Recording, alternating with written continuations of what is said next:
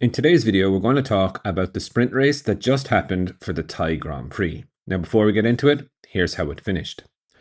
Pedro Acosta won it from Marc Marquez, Raul Fernandez, Aya Agora, Jorge Martin, Brad Binder, Joan Mir, Fabio Di Gianantonio, Pecco Bagnaia, Luca Marini, Alex Marquez, Johan Zarco, Diego Moreira, Franco Morbidelli, Jack Miller, Fabio Quartararo, Enie Bastianini, Alex Rins, Maverick Vinales, Toprak, Michele Pirro, and Marco Bezzecchi crashed.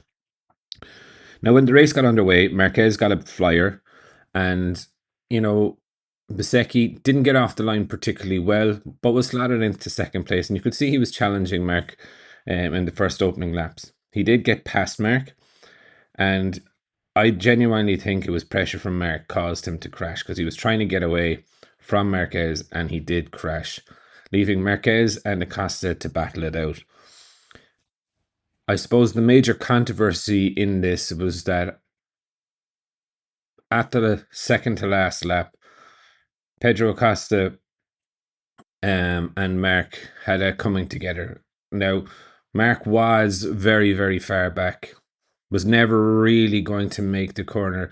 Like, in my opinion, Marc was going to come out onto the curb um, on the corner exit, right, which would have left no room for Pedro Acosta anyway. And Marc pulled up alongside. So I can kind of understand Craig Farr's decision to penalise Marc and make him drop one place, therefore handing the race win to Pedro Acosta. But I don't know, it's one of these things where you just need to be pretty careful when you're making decisions like that, because there's a lot of ambiguity in that decision. Some will say yes, Marc fans will definitely say no.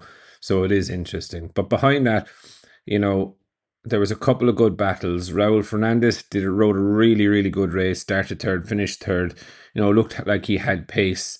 And before people go on and say, oh, this is his level and whatnot, the Aprilias are stacked behind him. So you would Aya Agora and Jorge Martin, who seem to run out of puff, let's just call it. But saying that, let's just not forget that Martin only got on the bike last Saturday.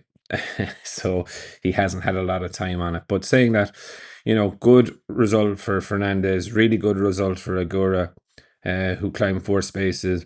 Jorge Martin started 5th, finished 5th. Really solid race is what I'm going to call it for Martin. Brad Binder, solid enough race as well, coming forward 5 spots. Yes, people did fall out in front of him, but saying that, not so many. Joan Mir as well. Fabio Di Gianantonio did go backwards, dropped 4 places. Pecco Bagnaia, while he did go forward, as a result of some crashes and stuff and people going off, like Alex Marquez and stuff like that. Not a really amazing race, let's just call it from that. Luca Marini, good enough race, up 4 spots. Alex Marquez was pushed wide in an incident in turn 2 or 3, I think.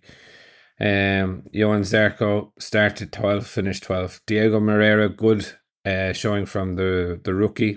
Franco Morbidelli dropped like a stone. Most likely something happened at the start.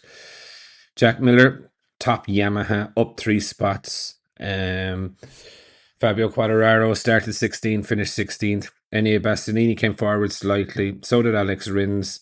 Maverick Vinales ran wide. Toprak did crash, I believe. And Michele Pirro was the last one across the line. And as we mentioned, Bezzecchi, he did crash. All in all, I thought the sprint race was really good, really exciting. Not so sure of the call from Simon, but then saying that, look, maybe it is just setting the season off in a right method. Do I think that Marc would have stayed completely on the track or left enough room for Pedro to stay on the track? No. So I can kind of understand the penalty. All in all, I really enjoyed the sprint. It's great to have MotoGP back, but I would definitely love to know your thoughts. What did you think of the sprint race? And what did you think of Simon's decision? Definitely leave your thoughts in the comments below, and I'll be back again tomorrow with another video.